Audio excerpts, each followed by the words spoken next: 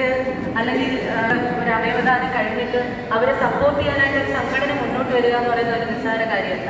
പിന്നെ അതുപോലെ ഡോണർ എന്നുള്ള നിലയിൽ നമ്മൾ ഡയറക്റ്റായിട്ട് കുറേ പേര് പറഞ്ഞു നിങ്ങൾ നല്ല കാര്യം ചെയ്തേന്നൊക്കെ.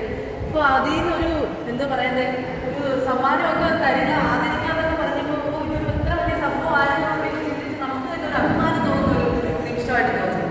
ഇത് ഇങ്ങനെയുള്ള ഒരു സംഭവം എനിക്ക് തോന്നുന്നു ഒരുപാട് പ്രോത്സാഹിപ്പിച്ച് ഒരുപാട് പേര് ഒരു വലിയൊരു സമൂഹമായിട്ടൊക്കെ വന്നു കഴിഞ്ഞാൽ ഈ ഒരു എന്താ കടാവത് നൽകാനും മരിച്ചു കഴിഞ്ഞിട്ട് ഒരു ജീവൻ രക്ഷിക്കാൻ വേണ്ടിയിട്ട് ആൾക്കാർ മുന്നോട്ട് വരാനൊരു വലിയൊരു കാര്യമായിരിക്കും.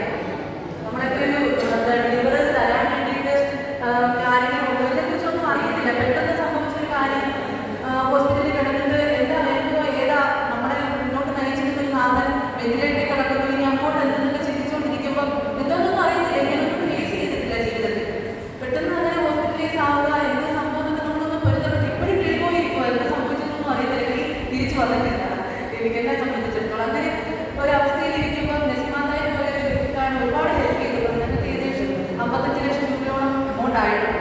അതിൽ ഇക്കാട് ഒരു സഹകരണം ഞങ്ങളുടെ ഹസ്ബൻഡിൻ്റെ കൂടപ്പുറപ്പുകളായാലും കൂടപ്പുറപ്പുകൾ പോലെയുള്ള കുറേ ഫ്രണ്ട്സ് അവരെല്ലാവരും ഒരുപാട് ഹെൽപ്പ് ചെയ്തിട്ടുണ്ട്.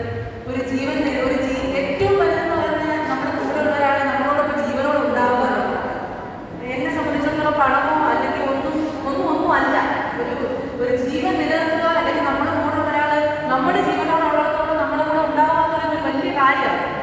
എന്തിനേക്കാളും അതിനൊക്കെ കൂടെ നിൽക്കുന്ന ആൾക്കാരൊക്കെ പറഞ്ഞാൽ എൻ്റെ ഈ ഒരു സംഭവത്തിന് മുന്നേ ഞാൻ വലിയ കാര്യമായിട്ട് കരുതിയിരുന്നെന്ന് പറഞ്ഞാൽ ഈ വഴിയിലൊക്കെ ആരുമില്ലാതെ മുഴുവനിച്ച് കോറിയിട്ട് കിടക്കും.